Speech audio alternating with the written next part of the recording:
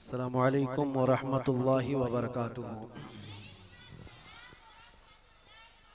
अल्हम्दुलिल्लाहि व कफ़ा व सलामुन अला हबीबिहिल मुस्तफ़ा अम्मा बअद फ़अऊज़ु बिल्लाहि मिनश शैतानिर रजीम बिस्मिल्लाहिर रहमानिर रहीम फ़ल्यहज़रिल्लज़ीना युख़ालिफ़ूना अन अम्रिही अन तुसीबहुम फ़ितनह औ युसीबहुम अज़ाबुन अलीम।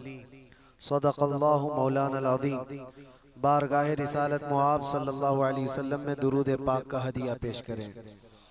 अल्लाहुम्मा सल्लि अला सय्यिदिना व मौलाना मुहम्मदिन मअदनिल जूदि वल करम व आलिहि व अस्हाबिहिल किराम व इब्निहिल करीम व बारिक व सल्लिम सलातन दाइमतन सरमदन अबदा।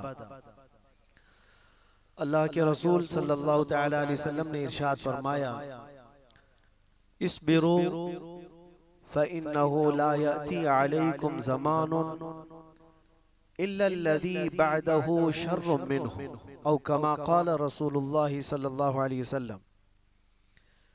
मेरे आका सल्लल्लाहु अलैहि वसल्लम फरमाते हैं, तुम सब्र करो इसलिए कि तुम पर आने वाला हर ज़माना पहले ज़माने से बुरा आएगा। हम जिस ज़माने से आप गुज़र रहे हैं इसके बाद और आजमाइशें और आजमाइशें और आजमाइशें आने वाली हैं।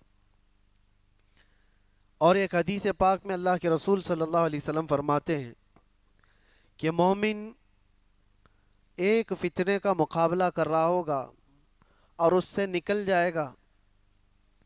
उस फितने को देखकर इतना घबराएगा और ये सोचेगा कि इसमें तो मेरी मौत हो जाएगी। फिर अल्लाह तबारक व तआला उस फितने से उसको निकालेगा, वो दूसरे में मुब्तला होगा या दूसरे का सामना कर रहा होगा और उसको ये लगेगा कि ये अब आने वाला जो फितना है पहले वाले से तो बहुत बड़ा है। इसी तरह से हर आने वाले ज़माने का फितना पिछले ज़माने से बढ़ कर के ही आएगा। आजमाइश, फितना जो है ये लफ्ज़ कुरान पाक में भी आया है और फितना का लफ्ज़ जो है आजमाइश और इम्तिहान को कहा जाता है मोमिन के लिए। कुरान पाक में अल्लाह ताला फरमाता है, यौमा हुम अलन नारी युफ्तनून। कुरान पाक में अल्लाह फरमाता है, इन्नमा अमवालुकुम व औलादुकुम फितना। तुम्हारा माल, तुम्हारी औलाद फितना, फितना का मतलब आजमाइश है, तुम्हारा इम्तिहान है। इन्नल्लज़ीना फतनुल मुमिनीन वल मुमिनात। फितना का ये लफ्ज़ कुरान पाक में कई जगह पर आया। जो आयत मैंने खुतबे में पढ़ी वो भी, फ़ल्यहज़रिल्लज़ीना युख़ालिफ़ूना अन अम्रिही अन तुसीबहुम फितना औ युसीबहुम अज़ाबुन अलीम।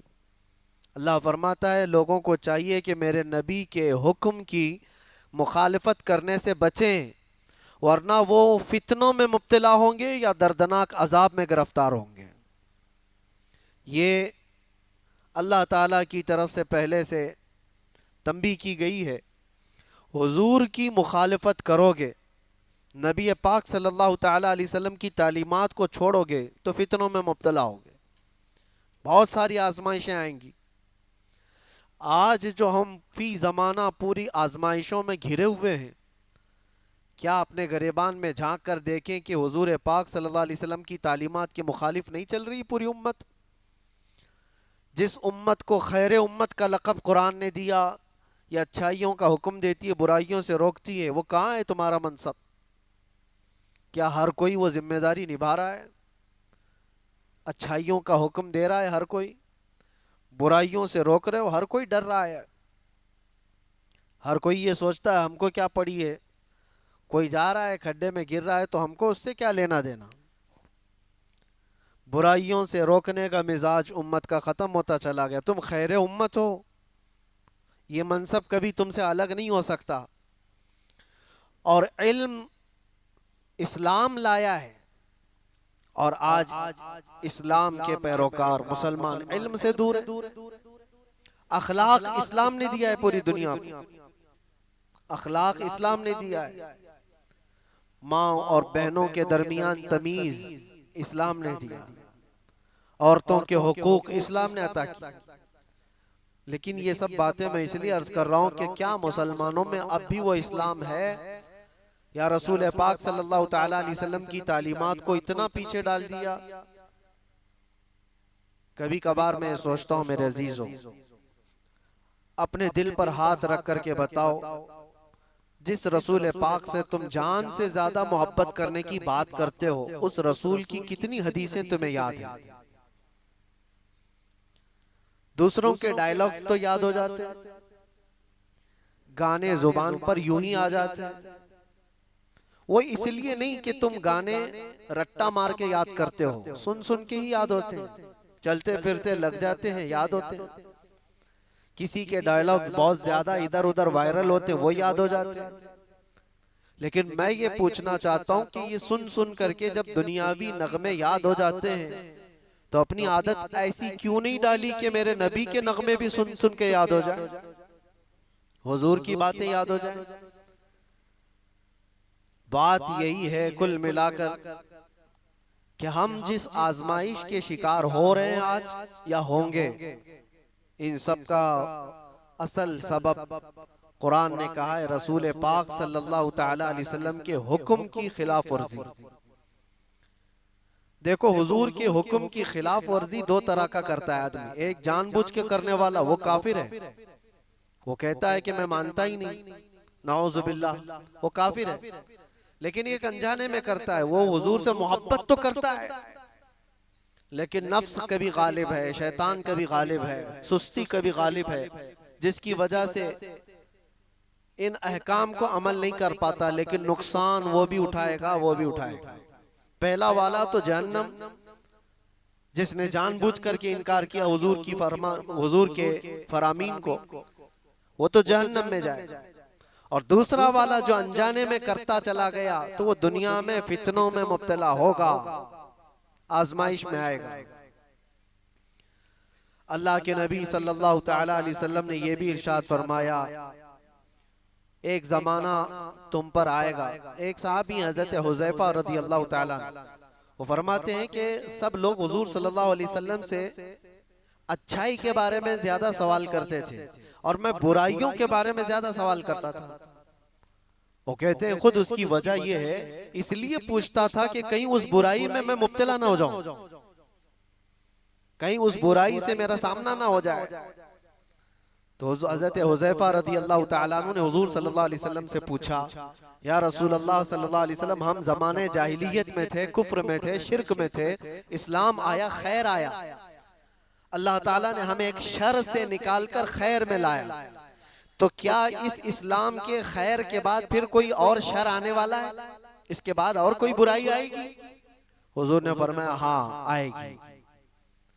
जिस इस्लाम में तुम हो, इस खैर के बाद फिर शर आएगा। उस साहबी ने फरमाया, क्या वो शर जो आएगा, वो बुराई जो आएगी, उसके बाद फिर कोई खैर नहीं आएगा? हुजूर ने फरमाया, आएगा। इसका मतलब ये है, ज़माने जाहिली, ये पूरी हदीस सुन लीजिए, हजरत हुज़ैफा रज़ियल्लाहु ताला अन्हु की ये हदीस सही हदीस है पाक। पहले उन्होंने पूछा, हम ज़माने जाहिलियत में थे, कुफ्र और शिरक में थे, इस्लाम में आए तो एक बुराई से निकलकर खैर की तरफ आए। अब पूछा, क्या इस खैर के बाद फिर कभी और कोई बुराई आने वाली है, शर आने वाला है? हुजूर ने फरमाया, हाँ आने वाला है। उस शर के बारे में क्या क्या हुजूर ने फरमाया वो भी बताता हूं। लेकिन हजरत हुज़ैफा ने उसके बाद का भी पूछा, कहा वो शर जब आए तो क्या उसके बाद फिर कोई भलाई आएगी कि नहीं आएगी, खैर आएगा कि नहीं? हुजूर ने फरमाया, हाँ आएगा। इसका मतलब ये हुआ कि हम जिस जमाने से गुजर रहे हैं, हो सकता है ये शर पे शर, शर पे शर आ रहा है, लेकिन मेरे नबी की बशारत के बाद ये सारे शर के बाद एक खैर आने वाला है। इस सारे शर के बाद एक खैर आने वाला है। यहां तक कि हुजूर सल्लल्लाहु अलैहि वसल्लम से जब हजरत हुज़ैफा ने पूछा था ना कि कैसा शर आएगा, हम तो जहालत से निकल करके इस्लाम में आए, ये खैर है, इसके बाद जो शर आएगा वो कैसा होगा? हुजूर ने फरमाएगा, वो ऐसा होगा कि लोग मुसलमान कहलाने को भी झिझकते होंगे और कुछ लोग उसको, मुसलमान को ऐसा देखेंगे जैसे किसी चोर को या जानी को देखा जाता है। वो जमाना आएगा, वो शर का जमाना।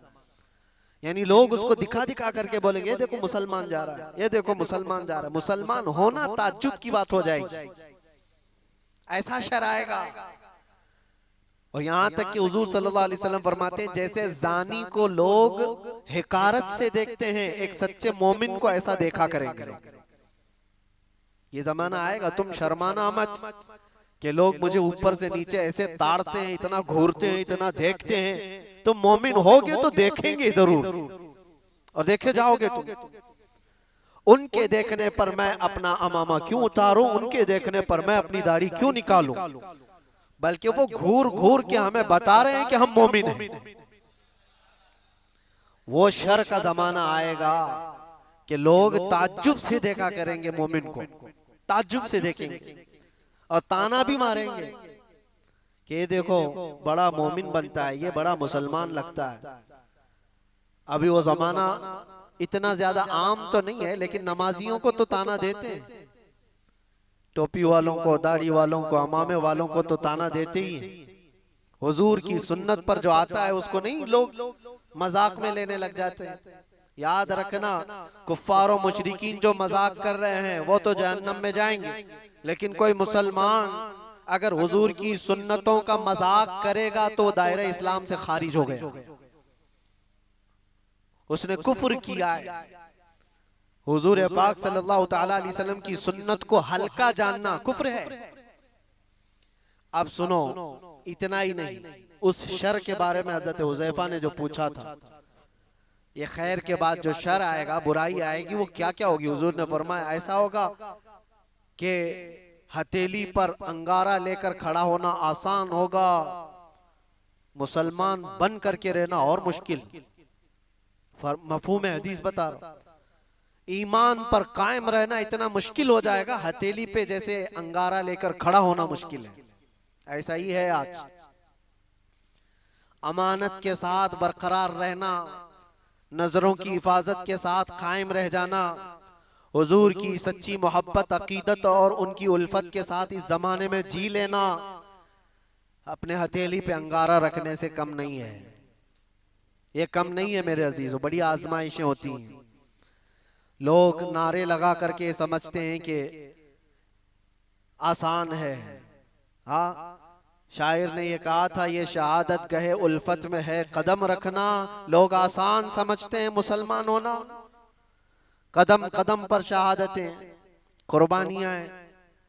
अब सुनो एक और हदीस, यहां तक तुम परेशान हो चुके होंगे, इतने परेशान हो चुके होंगे कि कभी कब्रिस्तान की तरफ से गुजर रहे होंगे तो हुजूर फरमाते तुम कब्रों वालों को देख करके ये तमन्ना करोगे काश उसकी जगह मैं होता तो अच्छा होता, क्योंकि वो फितनों से बचकर चला गया, हमसे पहले चला गया, अब महफूज सोया है, और हम रोजाना एक नए फितने का मुकाबला कर रहे हैं।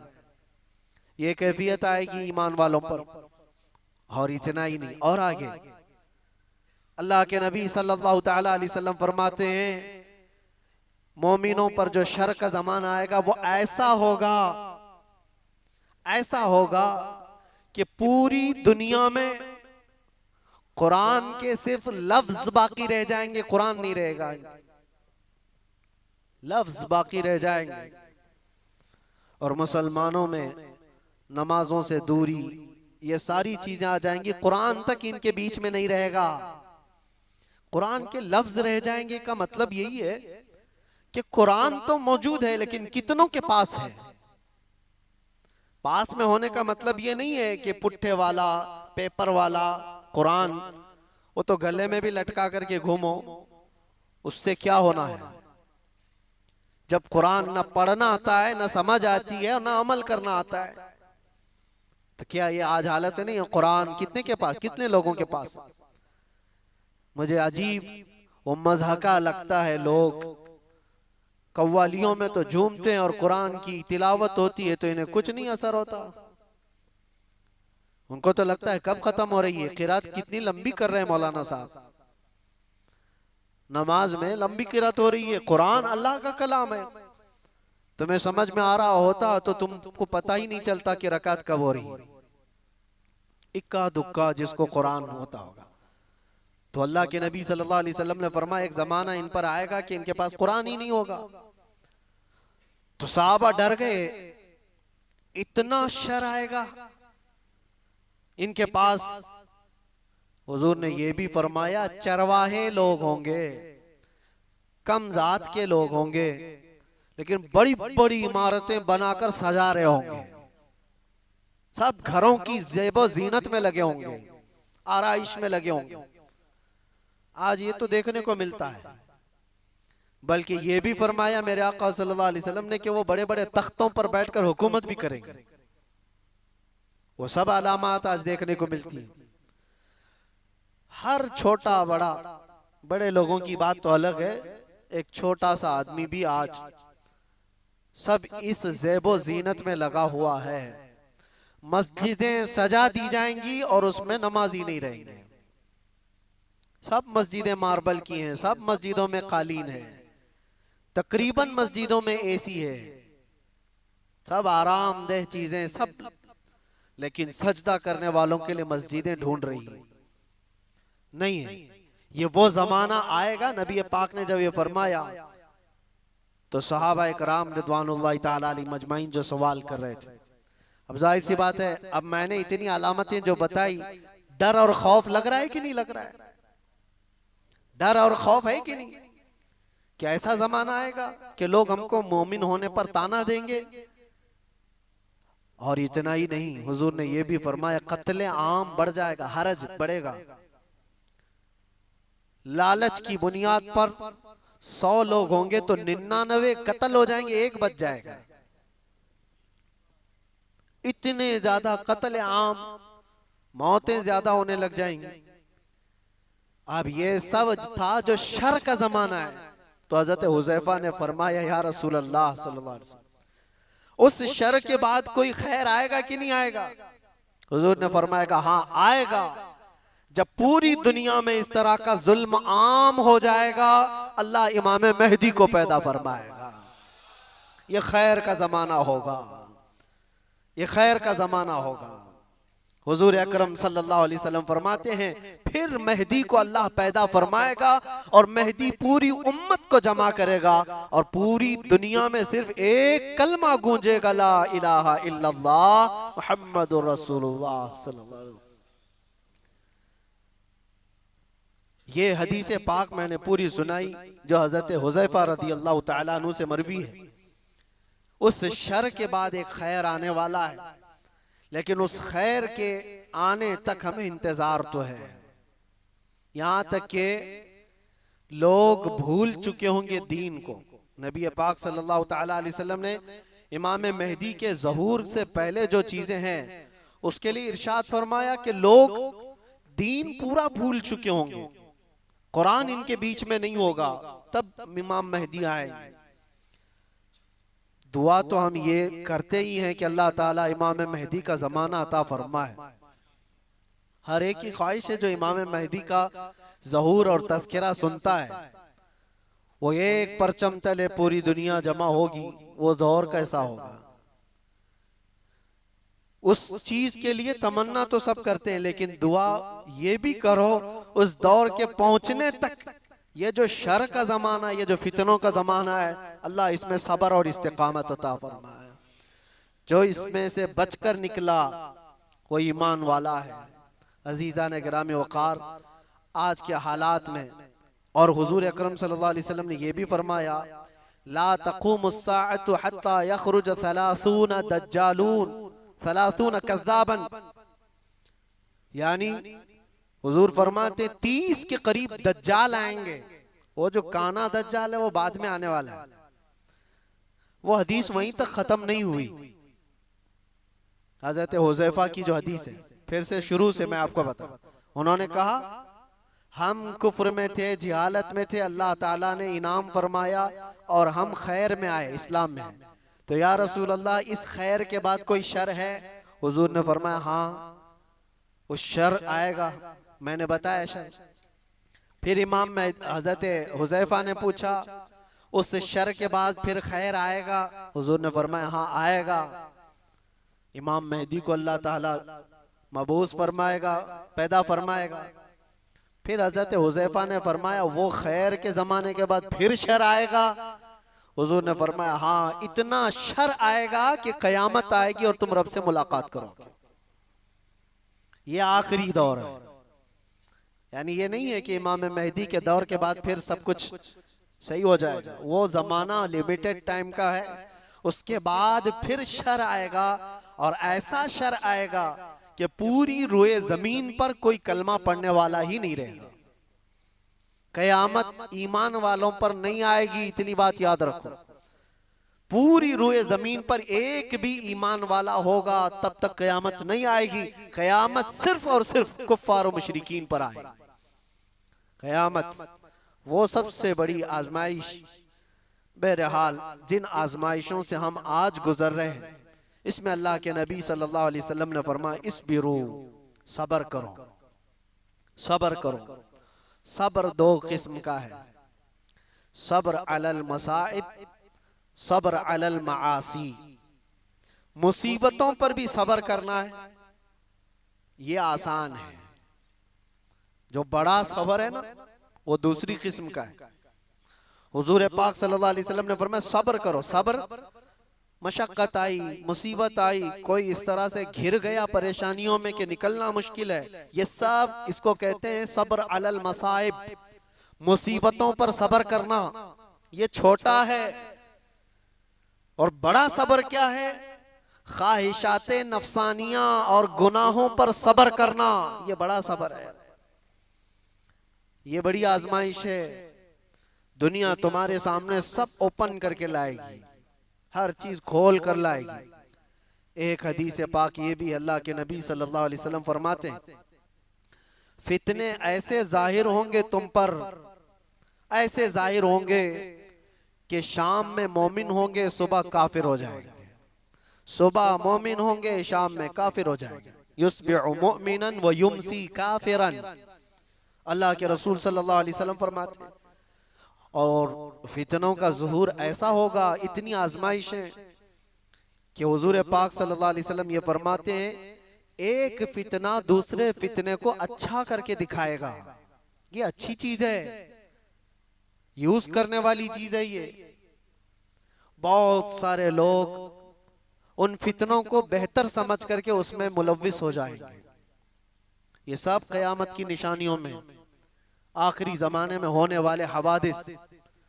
और रसूल पाक सल्लल्लाहु तआला अलैहि वसल्लम ये भी इरशाद फरमाते हैं कि मैं यहीं से देख रहा हूं जैसे तस्बीह के दाने टूट कर बिखर जाते हैं। तस्बीह अगर टूट जाए तो इसके दाने जिस तरह बिखर जाते हैं, तुम पर फितने इस तरह से होंगे, एक दाना पकड़ने जाओगे दूसरा निकल जाएगा, दूसरा पकड़ने जाओगे तीसरा निकल जाएगा। तुम इन फितनों से बचने के लिए एक का हल तलाश करते होंगे, दूसरा खड़ा हो जाएगा, दूसरा तलाश कर रहे होंगे, तीसरा खड़ा हो जाएगा। हमें जीना तो अब इन्हीं के बीच में है, ईमान के साथ जीना है। अब उन तमाम बातों के बाद हजरत हुज़ैफा रदी अल्लाह ताला अन्हु ने ये सवाल पूछा, या रसूल अल्लाह सल्लल्लाहु अलैहि वसल्लम, शर के बाद खैर आया, खैर के बाद शर, शर के बाद खैर, फिर खैर के बाद शर, लेकिन जब जब शर का जमाना आए आप हमें क्या वसीयत फरमाते हैं? जब जब शर का जमाना आए आप हमें क्या वसीयत फरमाते हैं? हुजूर पाक सल्लल्लाहु तआला अलैहि वसल्लम इरशाद फरमाते हैं, जो बंदा ये कहा, जो कुरान की आयत में इन्नल्लज़ीना क़ालू रब्बुनल्लाह, जिन्होंने ये कहा हमारा रब, कहते हो कि नहीं कहते हमारा रब? हुजूर फरमाते हैं फिर उस पर जम गया, फिर उस पर जम गया। इसके बहुत लवाजिमात हैं, ये बोलना आसान है।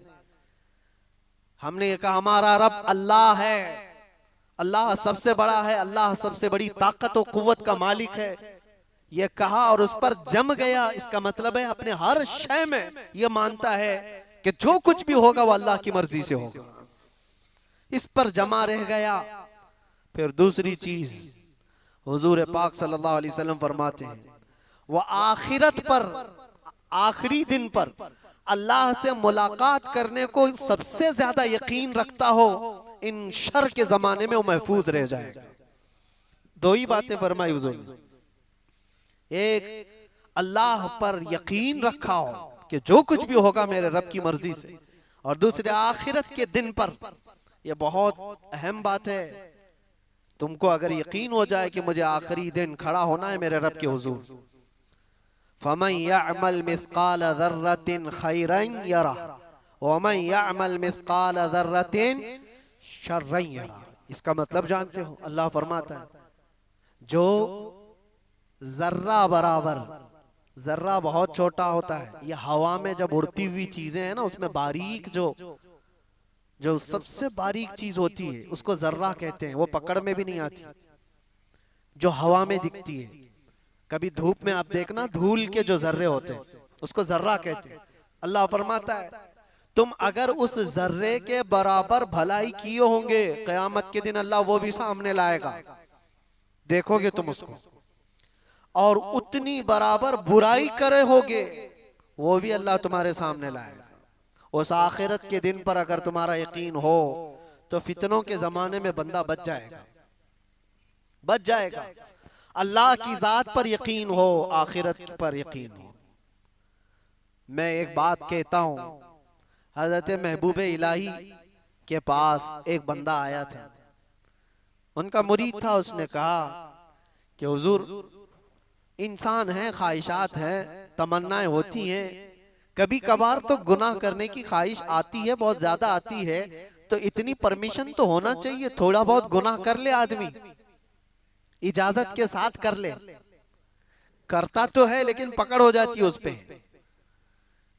उसने सवाल ये किया, कभी कभार गुनाह करने की परमिशन होनी चाहिए, इजाजत होनी चाहिए? आपने फरमाया हाँ, होना तो चाहिए। ओ मुरीद तो फैल गया, हजरत ने कह दिया है अभी, लेकिन उन्होंने कहा दो शर्तें हैं, दो शर्तें। उसने कहा जल्दी बताइए हजरत क्या शर्तें हैं वो? उन्होंने कहा गुनाह करना है, अगर बुराई करना है तो पहली शर्त ये है कि अल्लाह की सल्तनत से बाहर जाके करे। पूरी कायनात उसकी सल्तनत में है या नहीं? वलिल्लाहि मुल्कुस समावाति वल अर्द, कुरान में बेशुमार कई जगह पर अल्लाह ने फरमाया सारे आसमानों और जमीनों की बादशाहत अल्लाह की। लेकिन सुल्तानुल औलिया महबूब इलाही कहते हैं करना है तो ठीक है, एक शर्त तो ये है उसकी सल्तनत से बाहर निकल करके कर। कहा ये तो नहीं हो सकता, ये तो नहीं हो सकता, कहां जाऊंगा? जहां भी जाए वो उसकी बादशाहत है। लेकिन दूसरी क्या है? आपने फरमाया दूसरी ये है करना हो गुनाह तो उस वक्त करे जब तेरा रब सो रहा हो। उसने कहा ये कैसी बात है? ला तअखुदुहु सिनतुम वला, उसको ना ऊंघ आती है ना नींद आती है। अल्लाहु ला इलाहा इल्ला हुवल हय्युल क़य्यूम, वो अल्लाह हय और क़य्यूम, हमेशा से जिंदा, हमेशा जिंदा रहने वाला, हर शय को अपनी कुदरत से कायम रखने वाला। उसे ऊंघ भी नहीं आती, नींद भी नहीं आती, हर चीज को वो देख रहा है। कुरान में अल्लाह फरमाता है वल्लाहु खबीरुम बिमा तअमलून, तुम्हारे सारे कामों से वो बाखबर है। यअलमु खाइनतल अयुनि वमा तुख्फिस सुदूर, तुम्हारी आंखें जो खयानत करती हैं अल्लाह वो भी देख रहा है। तुम्हारे दिल में जो वसवसे गुजर रहे हैं अल्लाह उससे भी बाखबर है। कोई चीज नहीं बची। वो कब सोएगा? नहीं, सोने वाले खुदा पर तो हम ईमान ही नहीं रखते। सोने वाले खुदा पर हम ईमान नहीं रखते। वो कोई और होगा, 6 महीने सोता होगा, 6 महीने जागता होगा। मेरा रब ला तअखुदुहु सिनतुम वला नौम, नींद और ऊंघ का तो इधर गुजर ही नहीं है। जिस कायनात को पूरा वो अपने कुन से चलाता हो उसके बारे में नींद का शायबा भी नहीं। तो दो बातें जो महबूब इलाही ने फरमाई, मुरीद दंग रह गया। कहा कि हुजूर नामुमकिन बात है, ना मैं उसकी सल्तनत से बाहर जा सकता हूं, ना कोई ऐसा वक्त आने वाला है जब उसको ऊंघ आए या नींद आए। तो आपने फरमाया तो फिर शर्म कर, उसकी सल्तनत में उसके देखने के वक्त तू कैसे कर सकता है? बच जा। इसके बाद फिर दोबारा सवाल ना करो। मेरे अजीजों, उन फितनों के दौर में, शर के जमाने में अगर तुम बच सकते हो तो ये ईमान कि मेरा रब अल्लाह है, फिर उस पर जम जाओ। और दूसरी बात, हुजूर ने फरमाया युमिनु बिल आखिरा, आखिरत के दिन पर वो ऐसा यकीन कामिल रखता हो कि मुझे वहां तो उठाया जाएगा, पूछा जाएगा। बहरहाल आज मुझे सिर्फ ये हदीस पूरी बयान करनी थी। जो हालात आज पेश हैं, लोग इससे घबराए हुए हैं, नर्वस कि कैसा कैसा दौर आ रहा है, इतने मारे जा रहे, इतने काटे जा रहे, हर जगह एक एक चीज पर। मियाँ अभी तो तुम मस्जिदों, खानकाहों और नबी पाक सल्लल्लाहु अलैहि वसल्लम की ज़ात, अल्लाह की ज़ात पर तनाज़ात कायम करने वाले लोगों को देखा है। वो दौर भी आएगा तुम्हारे कलमे तैयबा पर, तुम्हारी जुबान पर लोगों को एतराज होगा, सवाल होगा। आ भी गया तुम्हारी अजानों पर सवाल, तुम्हारी नमाजों पर। आज ये सारी चीजें जो है आजमाइश से तुम गुजर रहे हो, ये वो शर का जमाना है जिसमें तुम्हें सब्र रखना है। और सब्र दोनों किस्म का, मुसीबतों पर भी सब्र करो और मासी पर, गुनाहों पर भी सब्र करो, दोनों चीजें। नौजवान तबके की जिम्मेदारी बढ़ जाती है।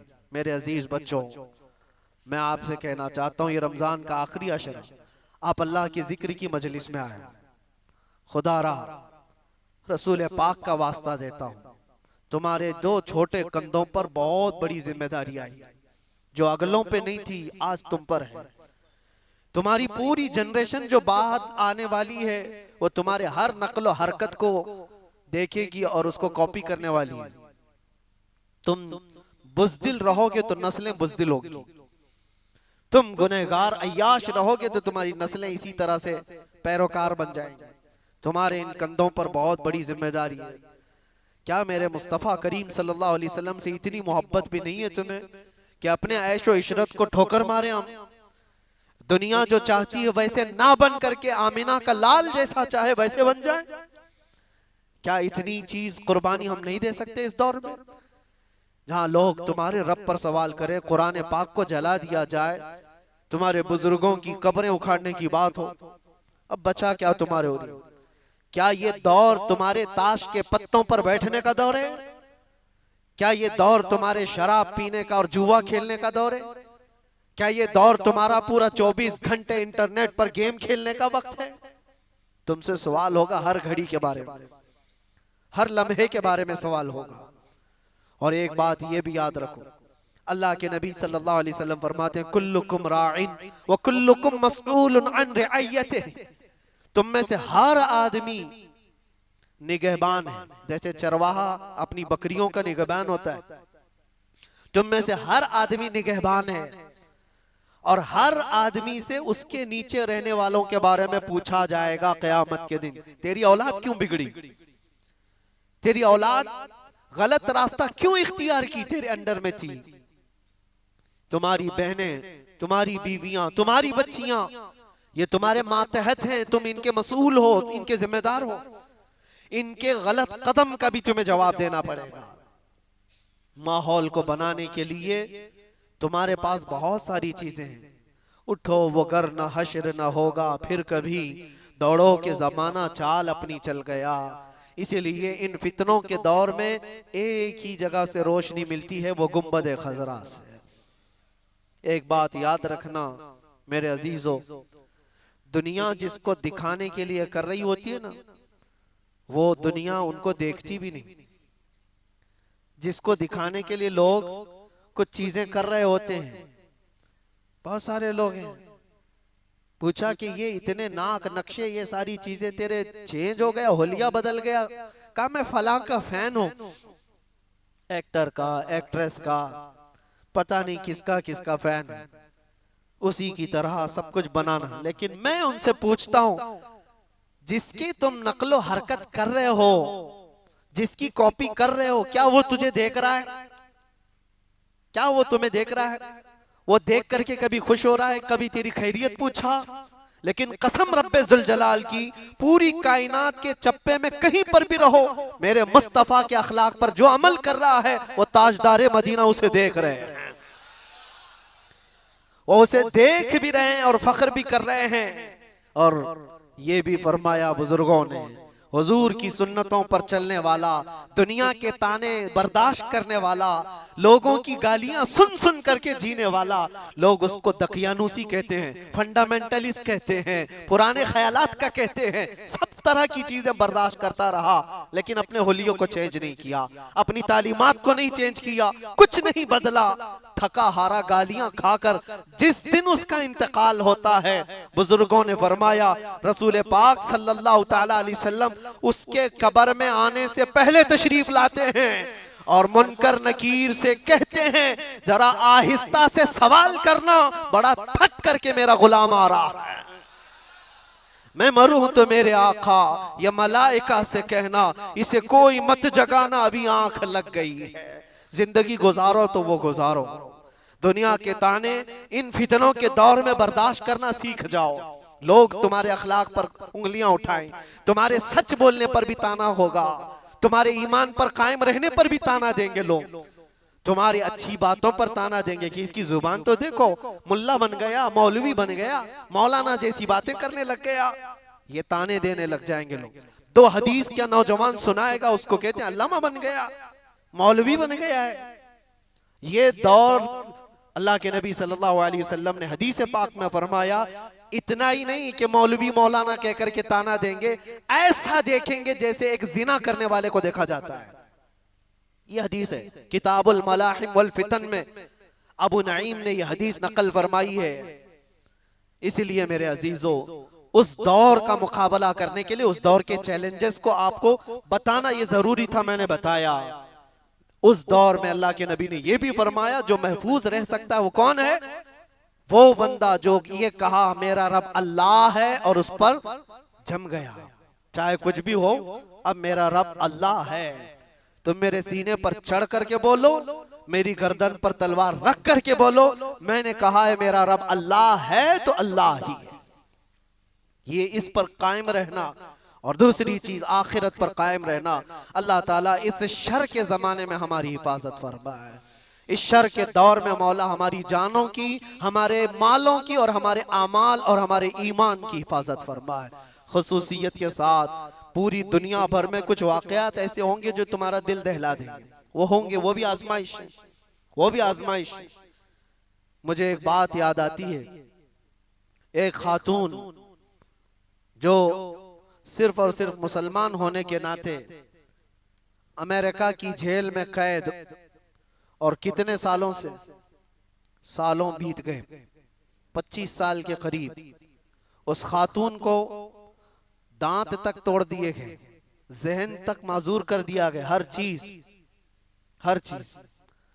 उस खातून ने अपनी बहन को मुलाकात में एक बात ये कही थी, बहन मिलने के लिए गई तो उस खातून ने कहा कि जेल की अजियतें बहुत सख्त हैं, मैं जानता हूं मेरे अजीज, एक दिन 1 साल के बराबर कटता है। मैं जिस जेल में रह करके आया वहां पर लोग 22-22 साल से अंदर हैं, कितनों के घर उजड़ गए, खत्म हो गए, कितनों के घर वाले इंतकाल कर गए, वो आ ना सके, कितनों की औलाद बिखर गई, कुछ तो ऐसे कंप्रोमाइज करके रह गए कि अब हमारी जिंदगी का खात्मा इन्हीं 4 दीवारों के अंदर है। कुछ बर्दाश्त न करते हुए रस्सियां लटका करके अपने आप को फांसी पर झूल गए। हालात बड़े सख्त, बहुत सख्त आजमाइश का दौर।